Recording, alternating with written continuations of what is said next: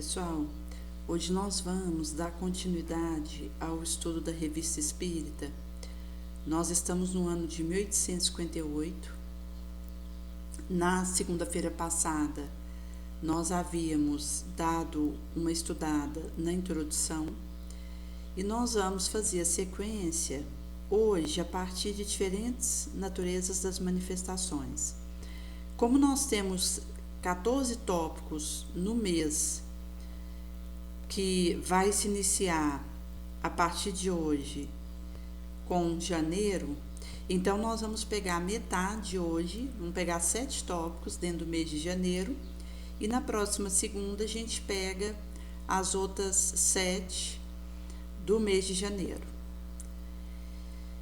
E Kardec ele vai trazer um pouco nesse início do mês de janeiro sobre as diferentes naturezas das manifestações.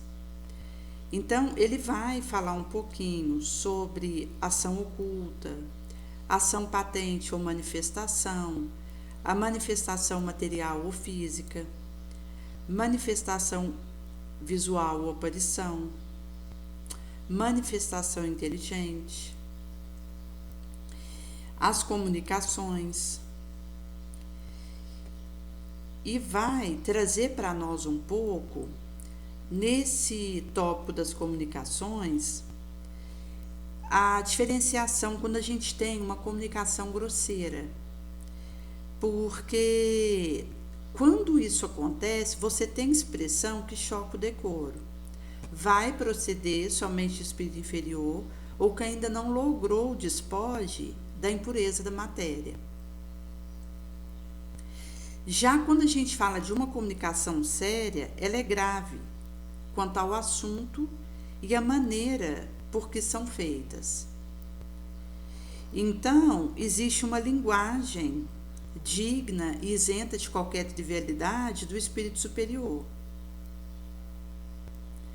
Nesse sentido que, se a gente tiver uma exclusão da grosseria e da frivolidade, nós teremos um fim útil, mesmo no interesse particular. Por isso a gente vai considerar ela séria. Quando trazemos a comunicação instrutiva, é a comunicação séria que tem por objetivo principal um ensinamento qualquer, dado pelos espíritos sobre moral, filosofia, ciências. Nesse sentido que, quando existe instrução, que inclusive tem a ver com o conhecimento, o estudo nobre, isso vai poder ser menos ou mais profundo, mais ou menos verdadeiro, conforme o grau de elevação e de desmaterialização do espírito. Porque, inclusive, quando a gente fala desse aprendizado, isso traduz-se-á por aquilo que esse espírito ele está colocando diante de mim e que vai, inclusive, estar relacionado ao aspecto do desapego. Porque desapegar tem a ver com enxergar a realidade. Mas é muito difícil enxergar a realidade. Daí, quando nós temos auxílios para tratarmos a realidade, isso vai, inclusive, afastar a nossa observação do nosso desejo. Então, a gente consegue enxergar melhor para decidir com mais acerto. Porque do momento que eu faço uma reflexão, um estudo, uma abstração sobre um tema que tem um fim útil, de alguma forma eu estou criando um distanciamento daquilo que a gente está refletindo, e isso me permite ter novas perspectivas para lidar com o meu desejo. É por isso que a reflexão e a instrução é necessária. Porque quando o indivíduo ele se afaz à reflexão, ele consegue divisar uma observação mais apurada de si próprio e do seu entorno. Então, a partir disso, ele consegue um domínio mais acertado sobre si mesmo e conduzir melhor seu desejo. Porque o desejo, ele não é a mesma coisa que a vontade. O desejo, ele pode estar indo por um lado e a minha vontade está em outra. Então, do momento que eu reflito a minha situação, e mesmo quando a gente fala em reflexões que fazemos em conjunto, porque às vezes a colocação que alguém faz é algo que me ajuda a refletir melhor um aspecto da minha vida. Até mesmo quando a gente considera pergunta. É por isso que o sistema Pinga-Fogo, que a gente tem com o Jorge e a Sâmia, que acontece toda segunda, que é uma bateria de perguntas em que eles vão fazendo as respostas à luz da doutrina espírita. Inclusive, nós havíamos começado aqui no nosso canal todo domingo o esquema do Pinga-Fogo. Acabou que a gente não continuou trazendo diretamente as perguntas, mas estamos fazendo reflexões que estão ligadas a questionamentos. Porque quando alguém pergunta sobre um aspecto, acaba que a resposta está disponível para que outros tenham dúvidas respectivas ou correlacionadas, dirimidas. Porque assuntos correlatos acontecem a partir daquilo que está sendo tratado, perguntado, respondido. É nesse sentido que, a partir do momento em que eu posso me analisar melhor, isso vai significar um distanciamento da minha observação da situação, inclusive de mim mesma, para me observar melhor. E quem nos dá isso é a instrução. Eu consigo agir com mais assertividade sobre o meu desejo. Porque eu vou, inclusive, identificando as diferenças que estão acontecendo entre o que eu desejo e o que eu tenho vontade, para que eu possa fazer em ação. Porque o desejo, ele vai estar ligado a aspectos passionais. Então, às vezes o indivíduo, ele está tentando parar de fumar. E ele está naquele dia já conseguindo, até no fim de tarde, não acender um cigarro. Ele, naquele momento, pode estar desejando acender um cigarro, mas a sua vontade é que ele não faça isso, porque o seu objetivo é parar de fumar. Se ele puder tratar aquilo que ele vive com a reflexão e com a apuração da observação de si mesmo e de colocar ele diante dele mesmo para poder tratar com tranquilidade o que precisa, ele vai conseguindo escanear maneiras de fortalecer a sua vontade de não acender aquele cigarro, trazendo junto o domínio do desejo. Que aí o desejo vai alinhar à vontade. Igual a gente estava conversando hoje, que foi dado uns docinhos de comemoração no nosso local de trabalho, e eu evito, porque eu já tenho alteração na taxa de açúcar do sangue, mesmo sem consumir açúcar.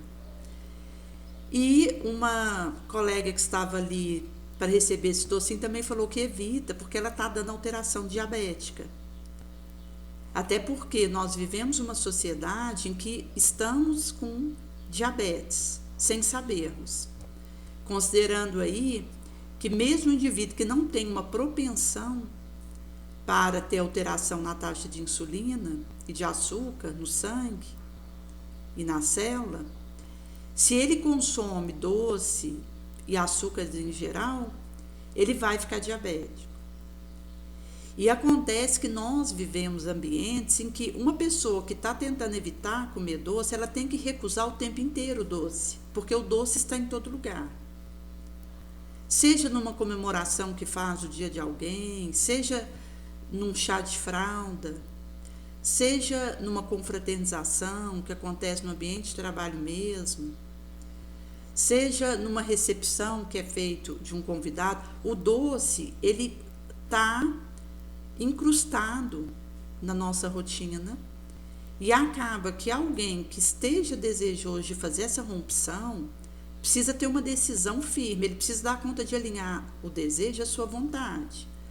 Porque quando você tem um doce diante de você, o seu desejo é dizer sim. Mas se eu estou com uma vontade fortalecida, eu vou conseguir domar o meu desejo para que ele passe a ser dizer não.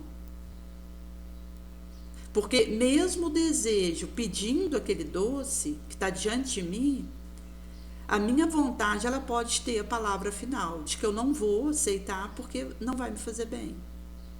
Então, do momento que a minha vontade tem essa força, esse alavanco, vai acontecer que o desejo vai ser vencido. Então, ele se alinha à vontade. Porque do momento que eu consigo vencer o desejo de aceitar aquele doce, na verdade, eu estou alinhando o meu querer com a minha vontade.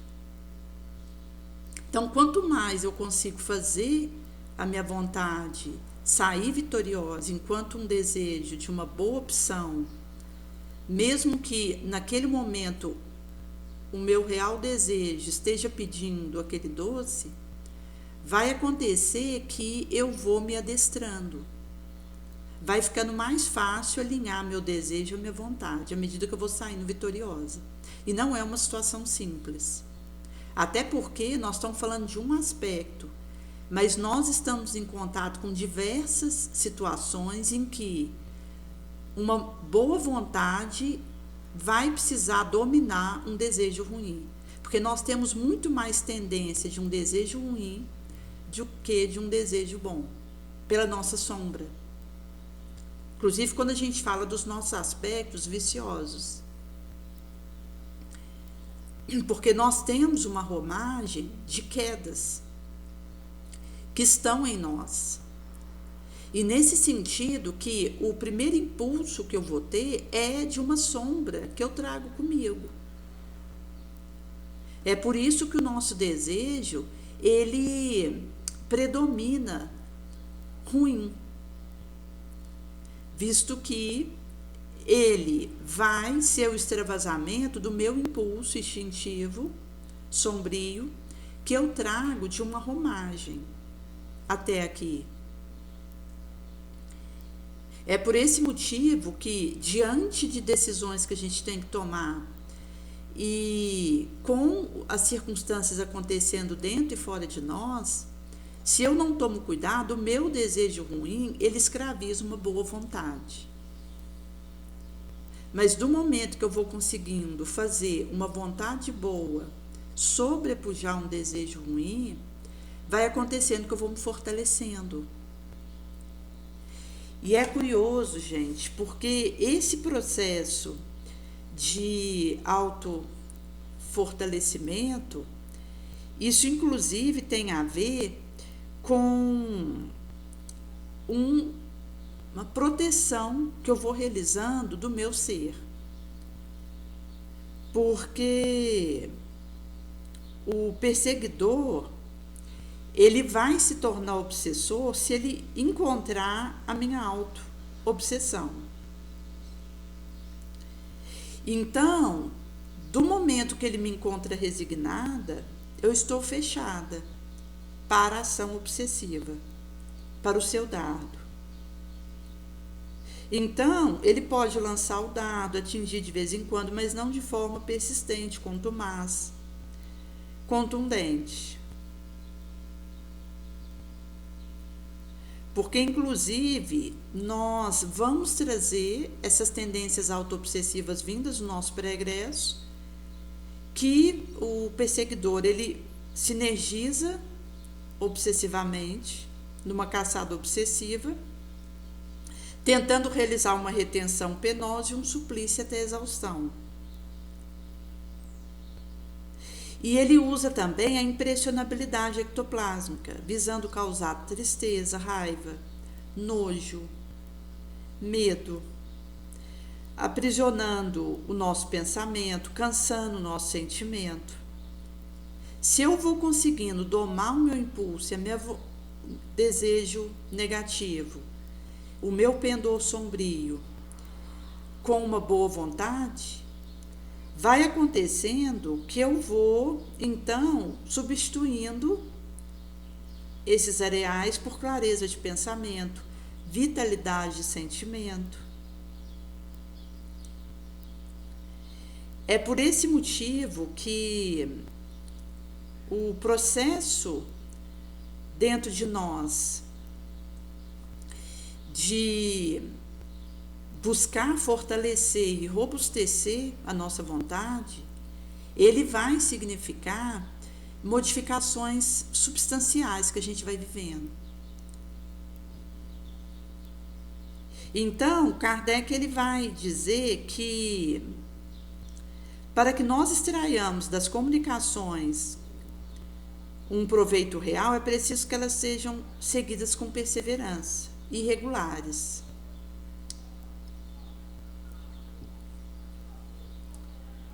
Nesse sentido, que o espírito sério ele vai se ligar àqueles que querem instruir-se e vão nos secundar, ao passo que deixam os espíritos levianos com suas facécias a tarefa de divertir os que veem nas manifestações uma passageira distração.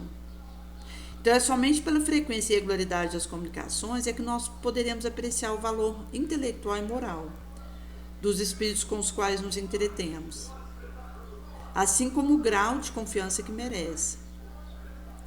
Se nós precisamos ter experiência para julgar homens, será necessário mais ainda para julgar espíritos. Então, ele vai nos trazer aí essa questão do cadinho do tempo.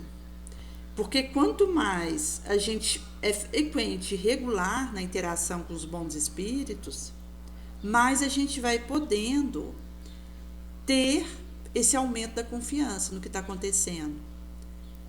Mas também o tempo vai nos dando filtros daquilo que esteja sendo realizado. Por isso que a perseverança e a persistência numa vontade nobre e num coração reto, na mente limpa, isso vai permitir que nós sejamos secundados pelo Espírito Superior. Porque quando a gente inicia um dado trabalho, nós estamos sob uma ferição que vai continuar. Porque nós vamos prestar conta do trabalho que a gente realiza. Mas, do momento que aquilo está tendo o seu arranque inicial, nós estaremos num período de observação. Na medida que o Espírito Superior ele percebe que nós estamos sendo frequentes naquela proposta, regulares, somos pontuais, cumprimos nosso dever, estamos nos esforçando no limite da nossa força, isso vai criando uma confiança de interação do bom Espírito conosco.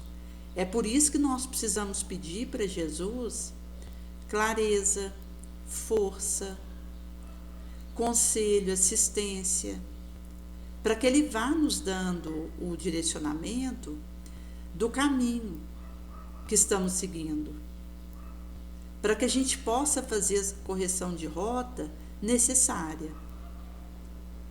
Porque acaba que é um teste que a gente vai enfrentando, um após o outro, e esse fôlego que a gente precisa ter tem a ver com essa vontade robustecida.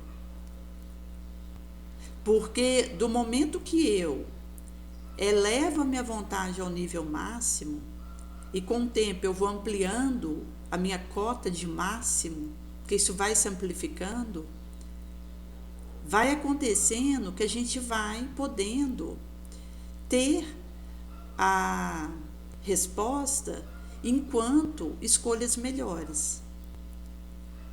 Inclusive de atravessar a porta estreita e permanecermos nesse caminho. Porque eu posso atravessar a porta estreita por um esforço colossal da minha vontade, enquanto aquela que fez a cascata, mas se eu titubeio no meio do caminho, eu posso ir para a porta larga, mesmo já tendo caminhado um tempo o caminho estreito. Porque quando Jesus fala da porta larga e da porta estreita, ele está falando de uma ruela larga e de uma ruela estreita. Então, significa que existe a parte das facilidades, que tem a ver com as escolhas do mundo, e tem aquelas escolhas difíceis, que são as escolhas com Jesus. E que para escolher isso e continuar seguindo essa proposta, eu preciso querer muito. A minha vontade, ela precisa estar elevada ao meu máximo. Que naquele momento me permita fazer aquela escolha, mas que eu vou, inclusive, aumentando a potência disso. Porque até a nossa vontade, ela vai ficando mais forte. E, nesse sentido, o nosso máximo naquilo vai ampliando. Porque então a gente vai desenvolvendo forças novos discernimentos, uma nova alegria nos invade. Daí vai sendo possível uma constância no bem. E isso vai significando a guisa de harmonização. Porque então eu vou poder auxiliar melhor.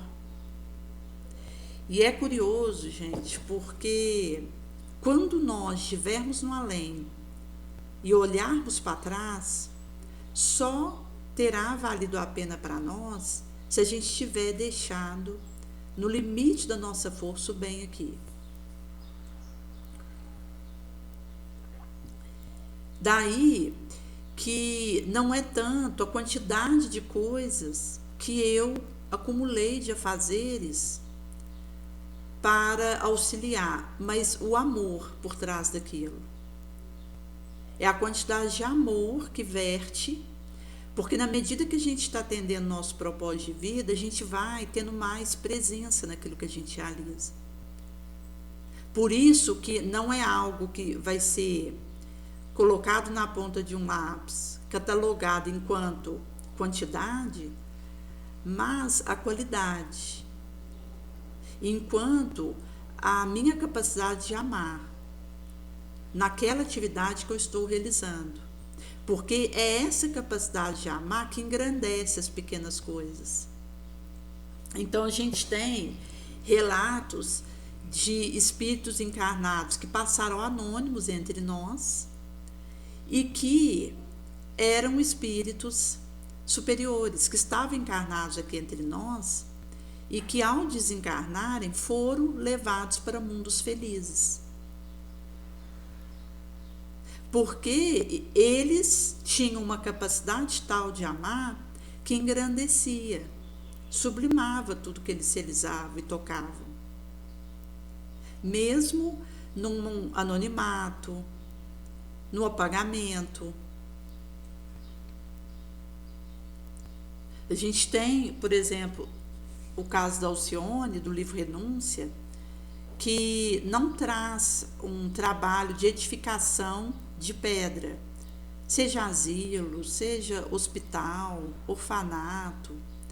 Ela não edificou um local assim, mas ela era um espírito superior encarnado na Terra.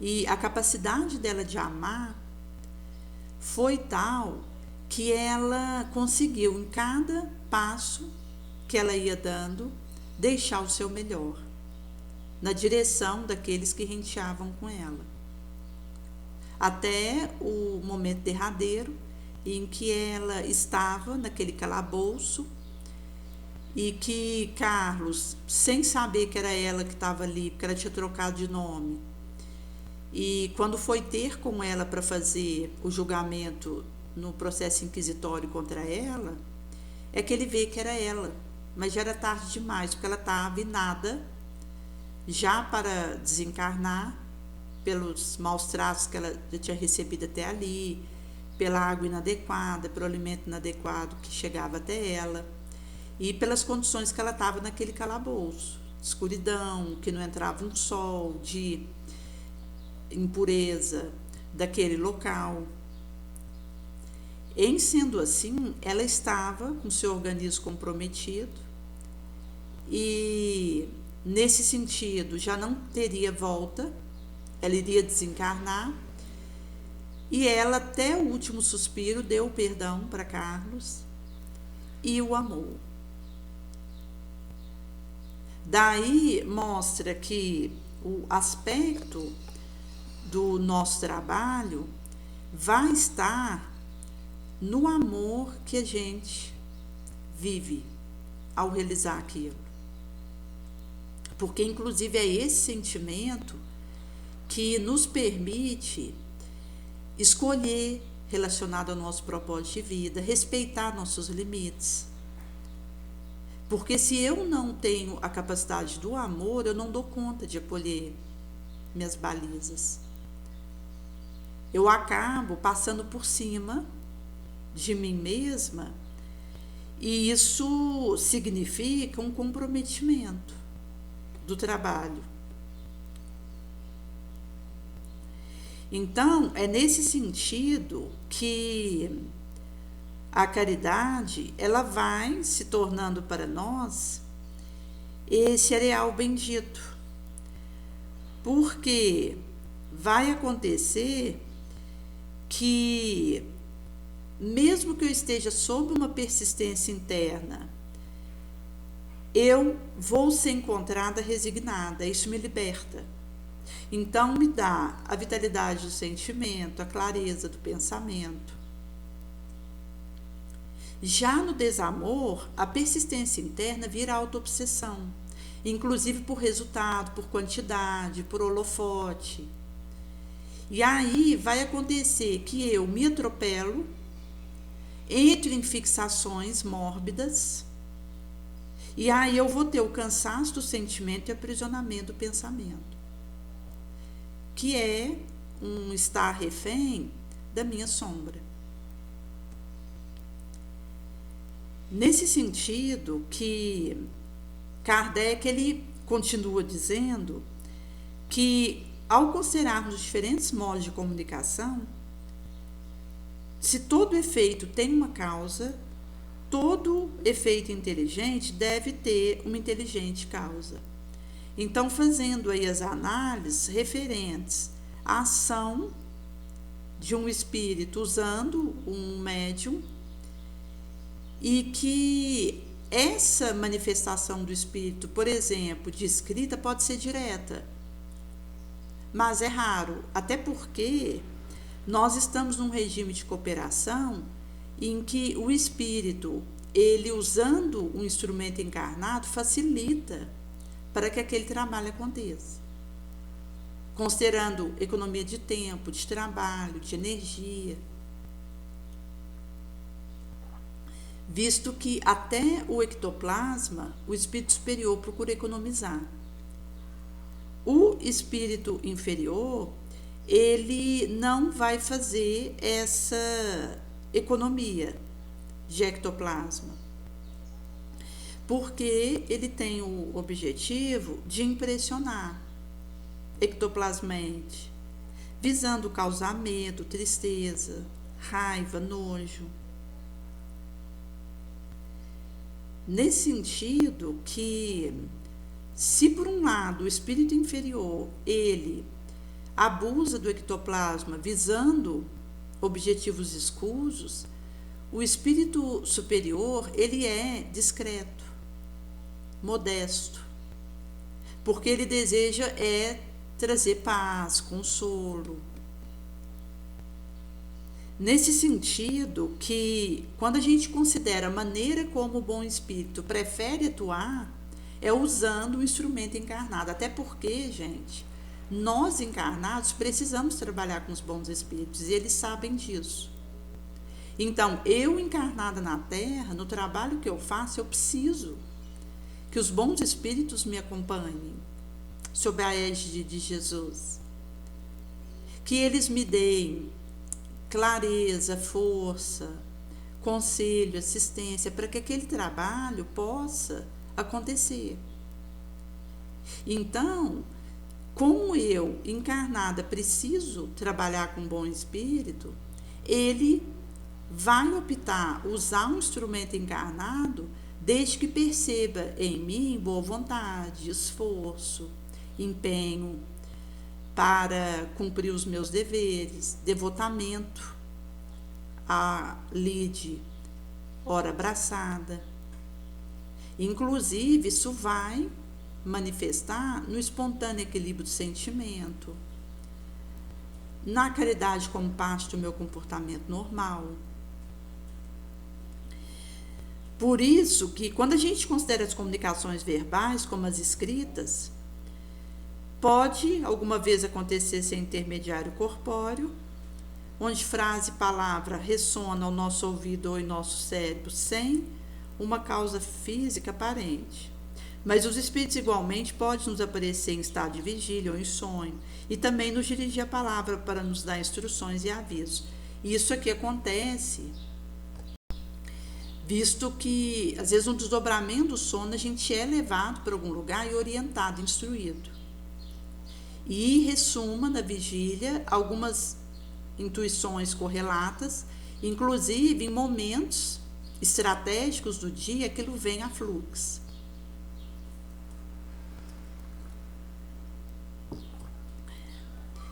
Nesse sentido que, quando a gente considera a palavra escrita, são os meios mais complexos para transmitir o pensamento dos espíritos. Quer pela extensão dos desenvolvimentos que comporta, quer pela precisão das respostas. A escrita tem a vantagem de deixar traços materiais, de ser um dos meios mais adequados para combater a dúvida. É igual a gente tem hoje a questão da internet, com os vídeos, com áudios. Porque naquele tempo não tinha internet como tem hoje. Então, para você deixar um registro físico daquilo que o bom espírito transmitiu, pela psicografia de um médium, escrever num papel seria a forma mais recomendada. Mas hoje que nós temos a internet, em que o vídeo fica salvo, um e-book, um áudio, então houve uma amplificação dos ferramentais para esse desiderado. De resto, não se é livre para escolher, os espíritos comunicam-se pelos meios que eles julgarem apropriados. Então, vai depender das aptidões. E aí, Kardec vai entrar um pouquinho nas respostas dos espíritos a algumas perguntas. Então, ele vai trazer um pouco acerca das alavancas que o espírito pode ter que nos são desconhecidas, visto que o poder do espírito desencarnado não se detém no testemunho dos sentidos. Quando queremos bater, é nosso braço que age. Não é o pensamento que bate. O pensamento vai fazer a direção do braço.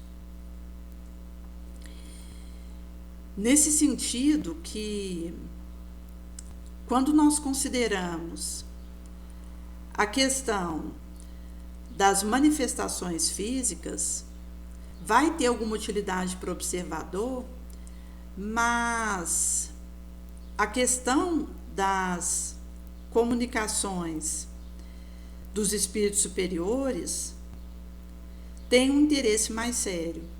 Então, eles não ficam na questão de fenômeno, de manifestação física.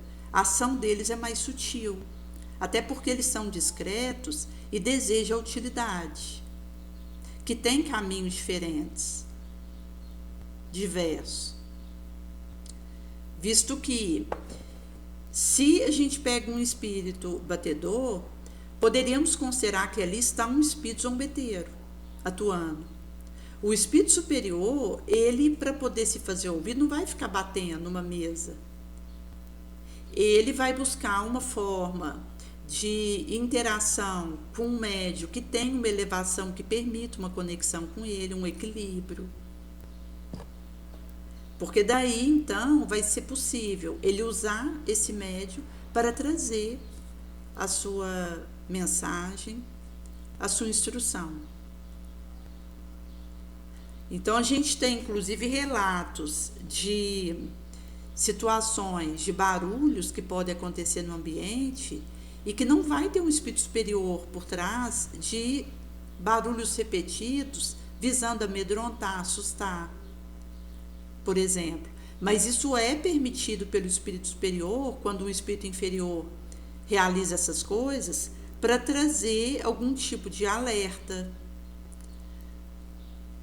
ou para estudar outras classes de espíritos. Porque nesse sentido, para que nós possamos estudar os costumes de todas as classes da população espírita, considerando os desencarnados, nós precisamos saber a gradação que existe entre eles.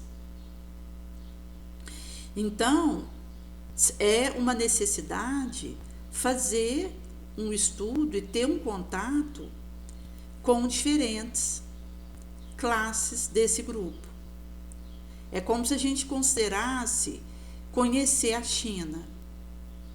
Se eu, quando chego na China, conheço o populacho que vive em bairros periféricos, eu não poderei dizer que conheço a China, porque eu tive contato com uma classe do povoléu que ali habita. Para que eu tenha um conhecimento mínimo daquele país, eu preciso ter um contato com as outras classes que existem ali. E com o mundo espiritual a mesma coisa. Inclusive porque quando a gente fala a questão das manifestações dos espíritos, nós precisamos ter cautela, prudência, porque existem espíritos mistificadores, zombeteiros, mentirosos, da mesma forma que tem encarnado, a gente vai ter desencarnado. Inclusive é uma orientação que Kardec dá da questão da gente aplicar o bom senso naquilo que está acontecendo. Porque eu posso ser ludibriada por espíritos mistificadores, perturbadores, obsessores.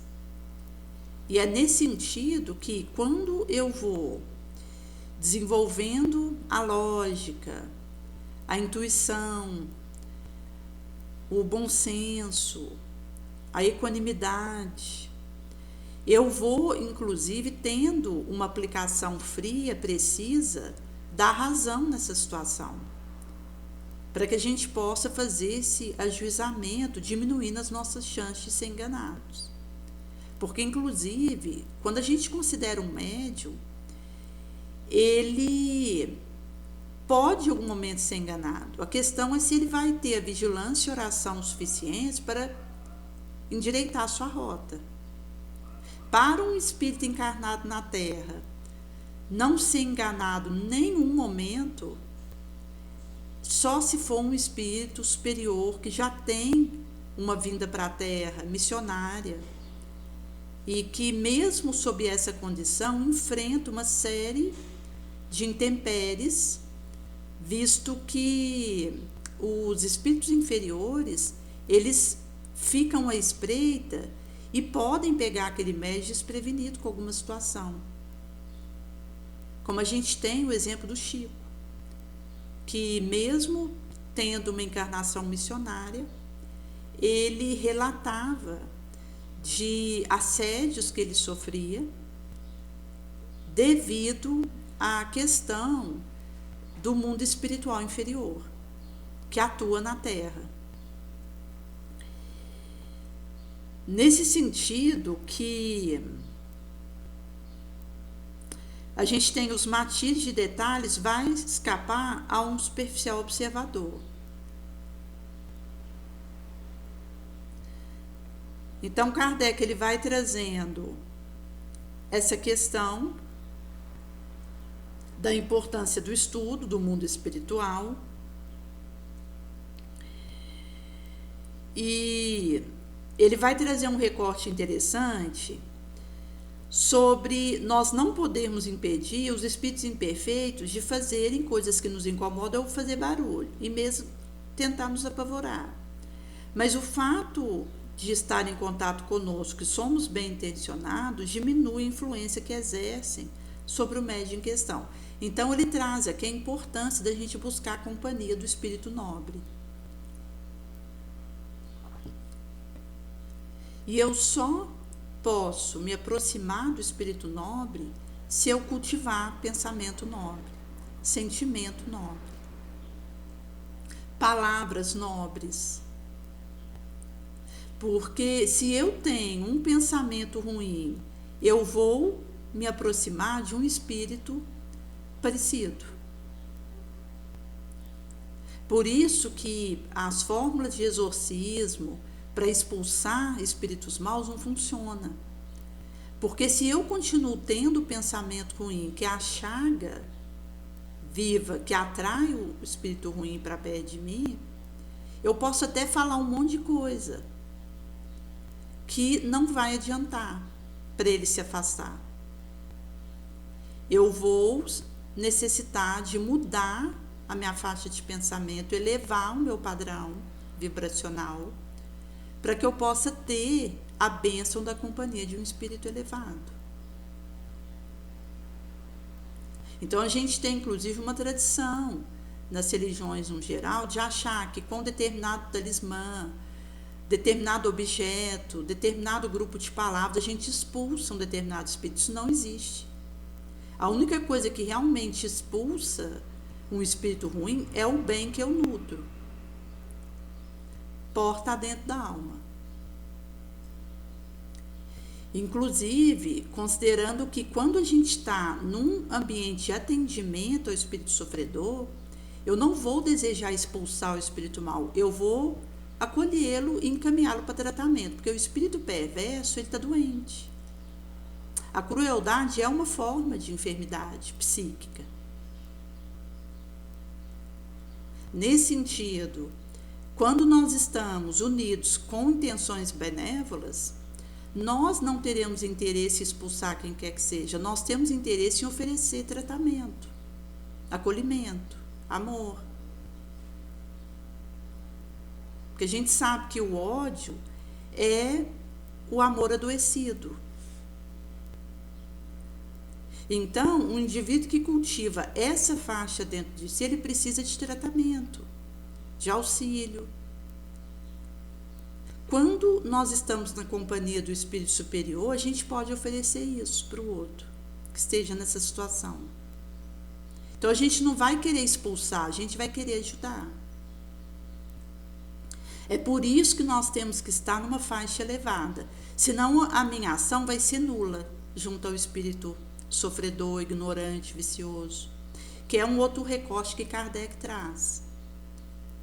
Porque se eu não tenho autoridade moral de uma vida nobre, reta, cultivada nos metais da bondade, do perdão, caridade, clemência, acaba que eu não vou ter uma ação positiva no meio que eu tiver. Vai ser nula os meus esforços. Então, para que um espírito encarnado ele tenha uma influência moralizadora no meio que ele está, ele precisa ter vida nobre, pensamento elevado. Porque, caso contrário, eu não só não vou ter uma ação positiva no meio do espírito sofredor, como eu vou ser arrastada para o estado dele. Eu não só não vou conseguir oferecer tratamento para esse outro que necessita naquele momento, como eu vou ser mais uma para ser tratada. Então, a diferenciação aqui é moral. É a única chave que nós temos de acesso à companhia do Espírito Nobre. É o que eu penso, é o que eu sinto, é o que eu falo, são as minhas ações, é o testemunho que eu deixo.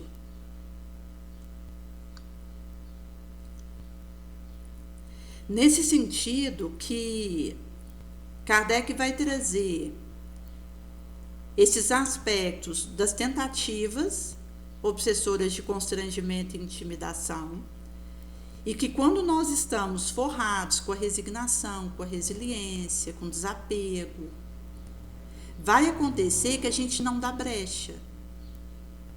Nós estamos fechados e protegidos por essas ações malsãs. Porque do momento em que eu tenho o desamor tomando conta de mim, eu me auto-obsedo, e aí eu dou brecha. Então eu vou cair em estados constritivos, perturbadores, vou acabar ficando presa fácil das tentações, porque as tentações elas nos alcançam, as provocações. Isso é uma característica de um orbe de prova e expiação. No momento que eu nutro esses sentimentos dos metais da renúncia, da longanimidade, da resignação, eu vou conseguindo me fortalecer.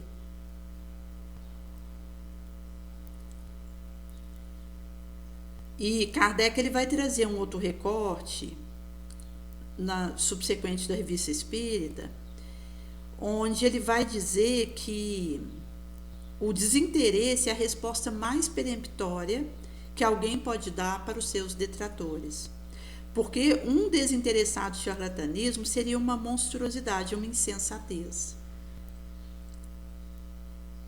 Então, quando a gente tem alguém que é considerado um hábil prestidigitador,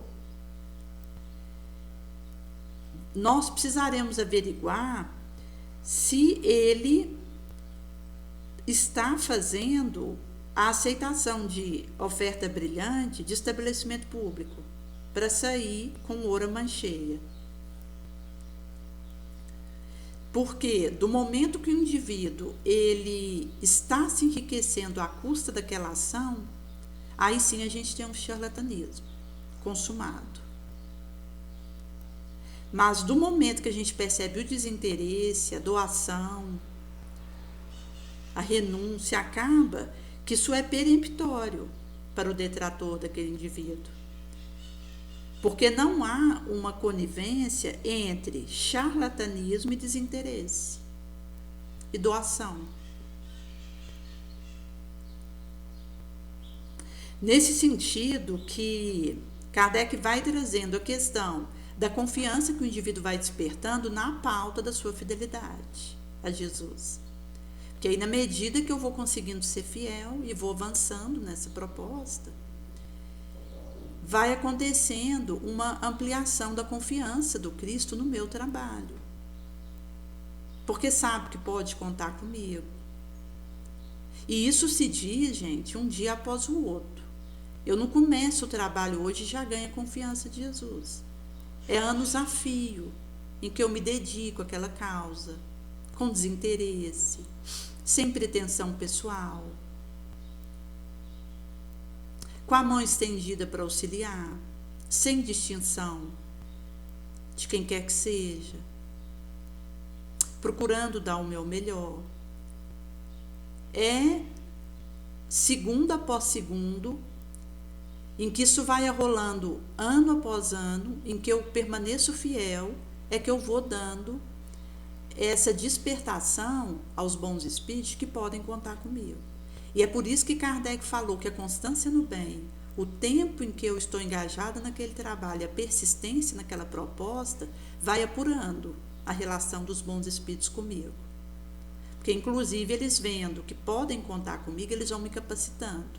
É aquela árvore que Jesus fala, que dá bons frutos. Então, o pomicultor vai, poda, joga mais água nessa árvore, põe fertilizante na terra dessa árvore, para que ela dê mais fruto. Aquela outra árvore que está dando pouco fruto ou fruto podre e que não está fazendo a multiplicação boa, o pomicultor vai deixar para um canto. Ele vai dar mais atenção e cuidados e ferramentais para aquela árvore que ele percebe que está produzindo mais. Porque mesmo que a gente considere que aquela árvore que produz um fruto mau, aquele pomicultor, ele já não investe tanto nela, mesmo ele procurando auxiliar essa árvore, mas ele vai reservar recursos outros para aquela árvore que está atendendo ao que ele precisa.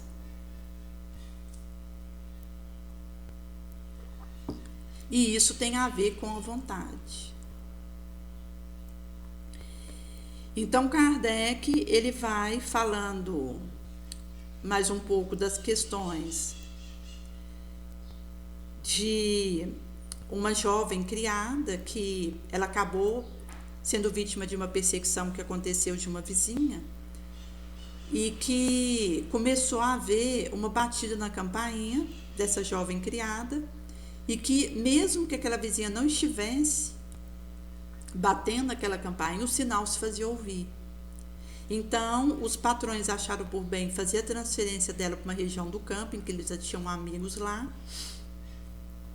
Então, Kardec vai dizer que o espírito protetor provavelmente desejou que a jovem escapasse do perigo que corria. Então, apesar da afeição que os padrões lhe devotavam, aqueles que eram os donos da casa, fosse talvez do interesse do benfeitor da garota que ela saísse da casa. Então o ruído continua até o instante que a criada vai embora. Pois Kardec vai trazer um pouco a questão dos doentes, trazendo um pouco das histórias nesse cereal. Então ele vai começar explicando sobre a intervenção de seres incorpóreos em assuntos da privada vida. Faz parte de crença popular de todo tempo.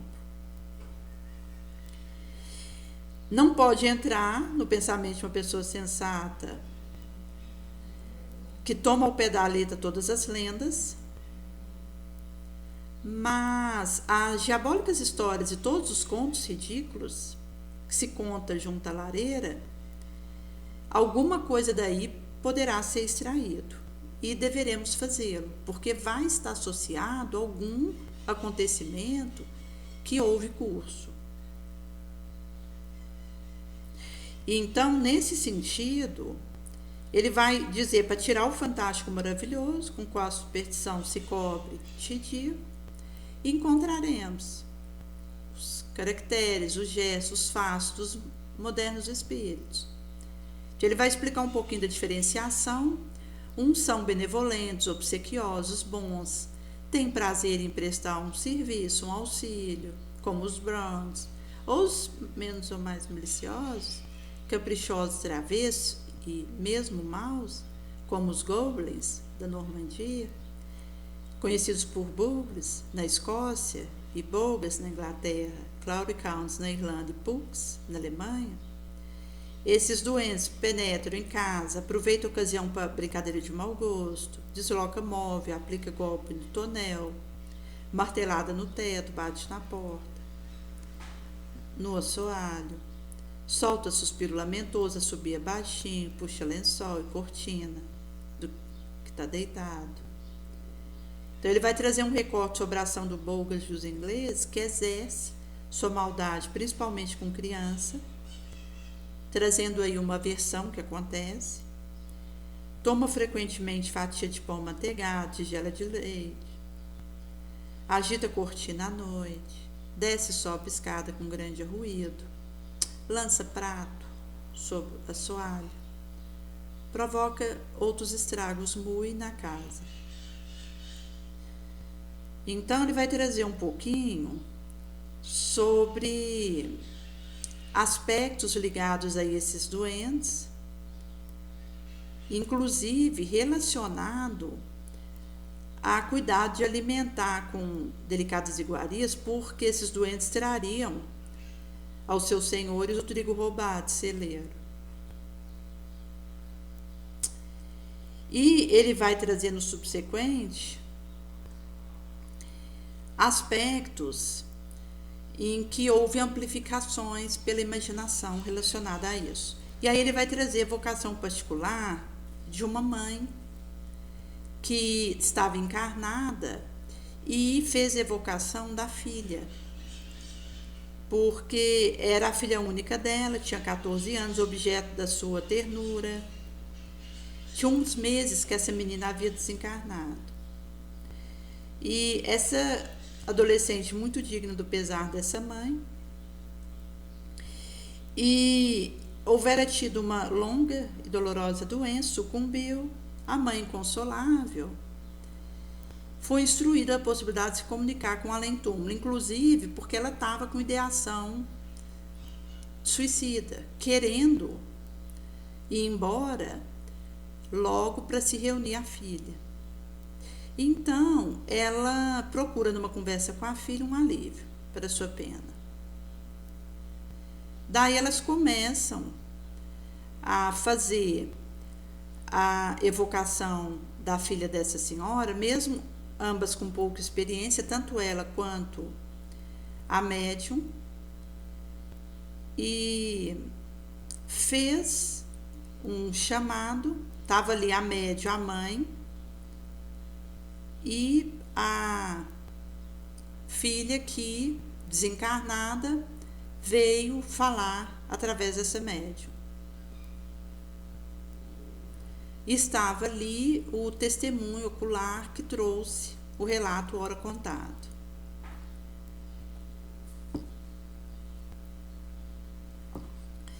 Então, a filha vai dizer que estava ali, e ela vai trazer de início o apelido Lili, que era a maneira como a mãe chamava ela. Não era conhecido da médium. Nesse sentido que a filha continua falando para a mãe não se afligir, porque ela estava bem, não sofria mais, que a via sempre. E a mãe vai dizer que não via ela. A filha responde que ela estava ali, ao lado dela. A filha vai dizer que não tem mais o corpo que houvera feito ela sofrer, mas que ela guarda a aparência. Então, a filha conta para ela que já tinha encontrado com ela muitas vezes em sonhos, que é uma situação que só ia acontecer. Quando existe o desencarne de um ente querido e aquele que fica encarnado tenha merecimento suficiente, porque isso vai implicar tanto a fé de cada qual, quanto a questão moral, de mérito, existe um encontro no desdobramento do sono. Nesse sentido que aquele que está encarnado, ele vai ter experiência vezes desdobramento do sono de encontro com esse ente querido falecido, que inclusive vai traduzir a questão do afeto recíproco e do auxílio recíproco que continua acontecendo. Até porque, quando alguém desencarna, aquele que fica encarnado, ele, com a sua atitude nobre, ele pode homenagear quem foi. Por isso que a melhor maneira da gente ajudar um ente falecido desencarnado é fazendo bem na memória dele. Com isso, a nossa oração vai ter mais poder. E a gente acaba tendo essa consolação de, num momento, no desdobramento do sono, saber que o outro está bem, porque às vezes não é uma lembrança direta de um encontro, mas a gente tem um pressentimento que o outro está bem, que ele está seguindo a sua trajetória. A gente visa que, com a nossa conduta reta hoje, a gente está auxiliando esse parente na sua trajetória, porque continua esse amparo recíproco. E vai acontecendo que, mesmo se esse ente querido ele venha reencarnar, pode haver o reencontro. Como eu tive certa noite um encontro com meu pai que é falecido, e eu tive a impressão que ele está reencarnado. Não é uma afirmativa, porque a gente fala sobre um aspecto de uma impressão que ficou na vigília de algo que aconteceu no desdobramento do sono, mas eu tive um ressumento desse momento com ele no desdobramento do sono, de que ele estava seguindo a trajetória evolutiva dele, enquanto já reencarnado, e que ele estava bem. Mas essa perspectiva de algo que eu faço aqui poder ajudar o outro, onde ele estiver. Porque quando você tem uma ligação, por exemplo, de família, numa encarnação, os laços de afeto, eles continuam acontecendo, mesmo pós-desencarne. Quando a gente está falando de afeto. Porque quando a gente está falando de ódio, de vindita, aí o que vai acontecer é desafeto, obsessão, que pode acontecer entre esses dois indivíduos, que vem de uma experiência encarnatória desastrosa no relacionamento de ambos. E quando um deles desencarna, continua havendo a reciprocidade obsessiva entre ambos. Então, se acontece um encontro no desdobramento do sono sob essa circunstância, ambos vão ressumar uma indisposição e não uma felicidade daquele encontro. É por isso que a gente tem que ter cuidado para resolver os nossos desafetos o quanto antes. Porque do momento que vier o desencarne, que a gente não sabe qual é o momento, aquilo que a gente não resolveu em vida vai continuar em aberto, gerando fatores de perturbação em ambas as partes, de tormento e de obsessão. Então Jesus inclusive vai trazer: esforça-te por resolver a sua questiúncula com o seu adversário enquanto você está a caminho com ele, para que depois não venha o juiz te ponha na prisão, e de lá você não vai sair até ter deixado o centavo último, o ceitil. Porque Jesus sabe que nós estamos caminhando aqui para resolver as nossas querelas, que a gente traz de outras vidas. Inclusive, quando a gente fala a questão das antipatias, elas acabam urdindo sentimentos negativos dentro de nós, que nos aprisionam, nos degeneram, nos pifam espiritualmente. Então é como se a gente ficasse manco espiritualmente. Porque as questões das aversões, das antipatias gratuitas, dos ódios urdidos, isso vai nos danificando, nos destruindo.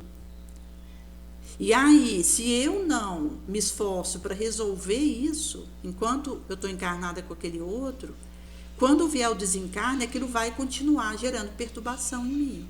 E eu já não vou ter ensancha que eu tive enquanto estava encarnada de resolver. Talvez vou precisar de uma nova reencarnação junto daquela pessoa, mais próximo. Porque se eu me permito uma antipatia gratuita com um colega de trabalho e crio uma dificuldade de relacionamento que vira uma indisposição, eu estou chamando esse colega para reencarnar dentro da minha família. Quanto mais ódio, mais perto de mim o outro reencarna.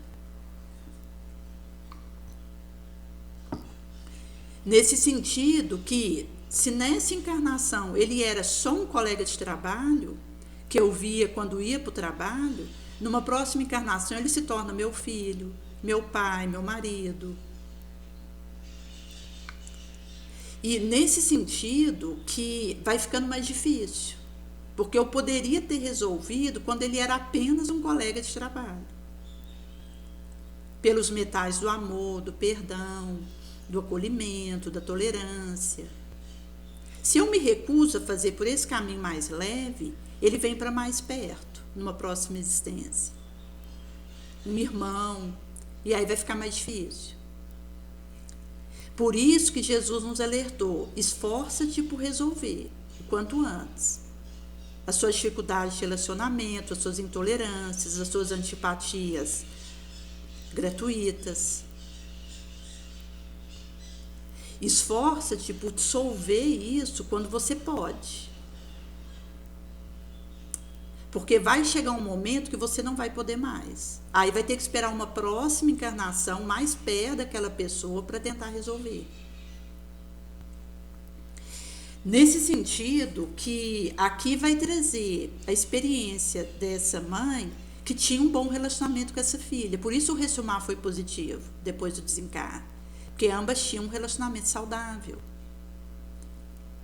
E nesse sentido que quando essa filha desencarna, ela inclusive já houver encontrado pelo desdobramento do sono essa filha e tido ressumares positivos dessas experiências, ou seja, uma continua ajudando a outra, mesmo com uma delas tendo desencarnado. Inclusive essa filha vai aproveitar em Sancha dessa evocação que foi feita do seu espírito para alertar a mãe sobre um determinado senhor, porque ele não estava sendo sincero com ela. Aí a mãe pergunta o que ele poderia fazer contra ela. A filha responde: isso me é proibido. Apenas te advirto para desconfiares desse senhor. Então a mãe pergunta se ela está entre os anjos. Ela diz que ainda não, que ela não é bastante perfeita. A mãe diz que não via defeito nela, mas ela vai explicar que para a mãe ela poderia não ter defeito, mas ela viu os seus defeitos naquele momento no astral que ela estava, porque ela já tinha ido para uma outra dimensão onde ela via com clareza suas imperfeições. Então a mãe pergunta como que ela ia adquirir as qualidades que faltam para ela. Ela diz que novas existências, que seriam cada vez mais felizes. A mãe pergunta se seria na Terra. Ela diz que não saberia dizer quanto a isso. E então ela vai dizer que o que ela passou foi prova que, por ter suportado com paciência, por sua confiança em Deus, hoje ela é muito feliz. E diz até breve. Então vai dizer aí que existe a continuidade da vida peremptoriamente. Então Kardec, assim, a gente encerra a primeira metade do mês de janeiro da Revista Espírita de 1858, aí com bastante ensinamentos, onde vai ser descerrado para nós essas bênçãos que é a nossa trajetória na Terra. E a gente tem um recorte do Evangelho de São Marcos, do capítulo 7, que vai falar da tradição dos anciãos, o que contamina o homem. Então vieram ter com Jesus alguns escribas, fariseus, que eram chegados de Jerusalém. Vendo que alguns dos seus discípulos comiam pães sem antes lavar a mão, os vituperaram.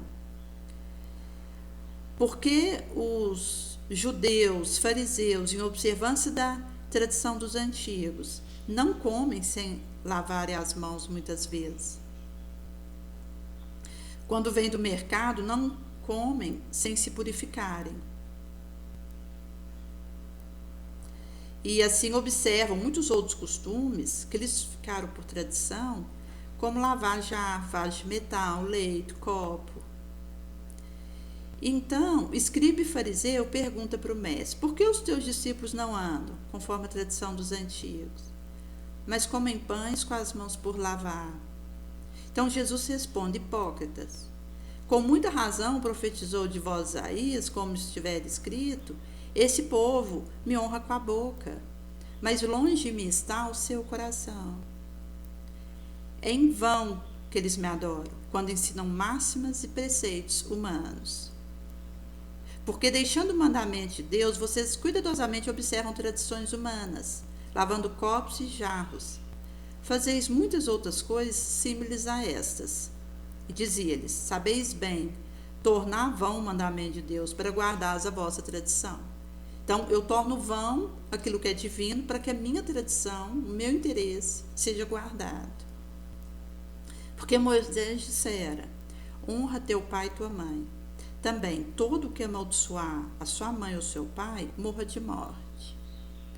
Mas vós outros dizeis: para cumprir com a lei, basta que um homem diga a sua mãe ou a seu pai: toda corbã, que é toda oferta, que eu faço a Deus, será em teu proveito. E não lhe deixais fazer mais coisa alguma a favor de sua mãe e de seu pai.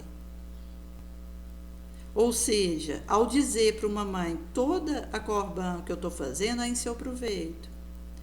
Então, isso como que me acomoda no menor esforço, e eu julgando estar fazendo com a corbã o benefício daquela mãe na sua direção, eu deixo de fazer algo mais. É como mesmo um convite para minha inércia, para minha preguiça, para o meu comodismo.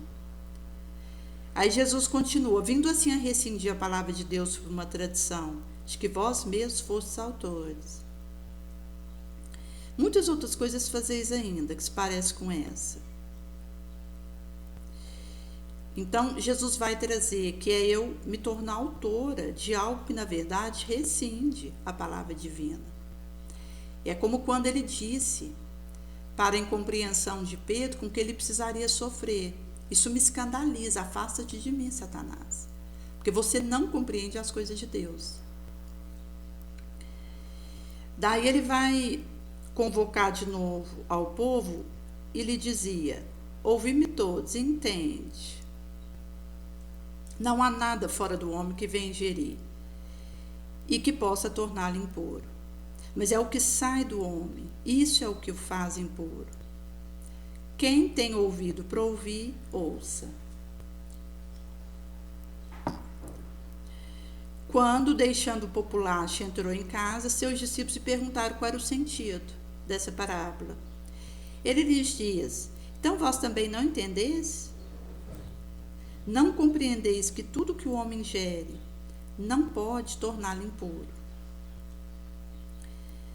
Porque isso não lhe entra no coração, mas vai ter ao ventre, passando pelo estômago, pelo intestino e sendo eliminado, onde purga toda a comida. E lhes dizia, as coisas que saem do homem, essas contaminam o homem. Porque do interior do coração humano é que sai o pensamento mau, a fornicação, o homicídio, o adultério, avareza, malícia, fraude, furto, blasfêmia, soberba, inveja, desonestidade, loucura.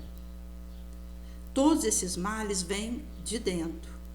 É isso que contamina o humano. Então Jesus vai trazer até mesmo os aspectos das nossas sombras, inclusive a loucura aterradora, que são desequilíbrios que nós tecemos com as nossas escolhas, com aquilo que eu escolho pensar, com a forma como eu direciono meu sentimento, com a palavra que sai da minha boca, com o meu testemunho, a minha atitude mental. Conforme for o teor desses cultivos, eu vou estar me contaminando internamente. E isso é que vai me infiltrar, me comprometer. A partir de escolhas que eu faço e a forma como isso permite que a minha sombra tenha a palavra final. Porque existem vozes. Existe a voz de Jesus soprando no meu ouvido, o mentor que procura me aconselhar, mas existe a voz da minha sombra, querendo ter vez. Existe a voz do obsessor. É por isso que aquilo que eu cultivo dentro de mim é que vai trazer o meu estado enfermiço. As escolhas que eu vou fazer em meio a isso. O caminho que eu vou optar por seguir. E aí vai falar um pouquinho do pedido da mulher cananeia. Onde Jesus levanta, vai para o confim Sidônia e Tiro, entra numa casa, quis que ninguém soubesse, mas não pôde ocultar-se. Havia uma mulher cuja filha possessa de um espírito imundo. Assim que ouviu onde ele estava, entrou, lançou-se-lhe aos pés. Era uma mulher gentia da nação sírio-fenícia, fazia rogos para que expulsasse seu filho demônio. Jesus diz: deixa que primeiro sejam fartos os filhos, porque não é bom tirar o pão dos filhos para lançá-los aos cães. Ela responde: Senhor, assim é, mas também os cachorrinhos debaixo da mesa comem das migalhas que caem dos meninos. Jesus então diz: pelo que disseste, vai. O demônio já saiu da sua filha. Ela foi para casa e encontra a menina deitada na cama, o demônio a havia deixado. E aqui, gente, a questão da fé, porque vai ser feito conforme crermos. Nós não somos dignos que Jesus entre na nossa casa, mas se ele voar com uma palavra, seremos salvos. Então, é essa fé que faz conforme crermos, que vai harmonizando o nosso interior. E a gente tem a esperança, fé, a caridade como esses cimentos. Porque é o colunar mestra para que nós possamos fazer essas edificações dentro de nós, benignas. Nesse sentido que, da maneira como eu acredito, tenho fé, eu vou movimentar minha vontade naquela direção. E aí sim eu vou purificar e substituir meus conteúdos enfermiços e sombrios por luz, por bênção.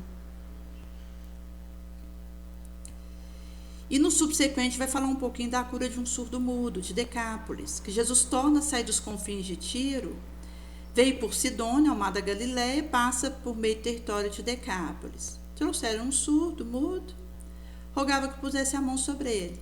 Então aqui, ele estava tanto com a mudeza quanto com a surdez. Jesus aparta-se, trazendo ele de dentro do povo, coloca seus dedos nos seus ouvidos, cospe, pôs-lhe da sua saliva sobre a língua. Levanta os olhos ao céu, suspira e diz: Efifeta, que quer dizer abre-te. No mesmo instante, se lhe abriram os ouvidos e lhe soltou a prisão da língua, de sorte que entrou a falar expeditamente. Ordenou-lhes que a ninguém dissesse, mas quanto mais Jesus fazia essa proibição, tanto mais apregoavam. Então mostra aqui essa descrição de um espírito nobre, porque Jesus, como ele sabe que é nosso modelo, nosso guia, ele dá o exemplo para a gente seguir. Então, ao invés de ele querer popularidade para a cura que ele realiza, ele pede inscrição, que não fosse falado. Ele sabia que eles iam acabar falando mais, mas pelo menos ele tentou dar o exemplo da modéstia. E aí, aqueles que estavam junto deles diziam: ele tudo tem feito bem, admirados. Fez não só que vesse cego, ouvisse surdo, mas que falasse os mudos. Então, trazendo aí a trajetória de Jesus conosco, que vem nos mostrar o caminho da pedra, que está ligado a esse mapa do tesouro que nós temos. Porque Jesus, ele é para nós essa fonte do leite da sabedoria, do mel divinal do amor. Essa medicação viva, eficiente, imediata, que está à nossa disposição. Por isso que quanto mais a gente honra com a nossa obrigação, unindo o valor da esfera espiritual com o mundo material na mesma vibração construtiva, mais a gente imanta nosso idealismo de trabalhador na fonte prodigiosa de força. Por isso, à medida que a gente não desanima e continua, mesmo esmagado, não nos damos por destruídos, mesmo destroçados, não nos damos por vencidos, a gente vai se aproximando de Jesus nessa busca leal, sincera, estendendo-lhe seu legado de paz. E nesse sentido que ele vai trazer para nós acerca dos interesses da vida futura se sobrepôs aos interesses mundanos e todas as suas considerações humanas. E por isso que ele nos chama para talharmos os fermentos da tolerância, da cooperação. Como vai ser dito no Evangelho segundo o Espiritismo, que quem semeia fermento de antagonismo entre grupos, os compelindo a se isolar uns dos outros e a se verem com maus olhos, é espírito inferior. Só isso bastaria para desmascará-los, porque quando eles agem assim, dão o mais formal desmentido ao que pretendem ser. Então, cegos são aqueles humanos que se deixam prender em tão grosseira armadilha. Nesse sentido que vai ser trago para nós que será preciso que Cristo venha uma segunda vez sobre essa terra para ensinar as leis que nós esquecemos, porque ele continua conosco energeticamente. Jesus, depois que ele desencarna e ressurreta, ele permanece conosco energeticamente. E vai ser trago que deverá ele ainda enxotar vendilhões do tempo, que mancha sua casa, porque ele é lugar de prece, trazendo aí para o nosso coração aquilo que a gente cultiva e que é a sua orientação.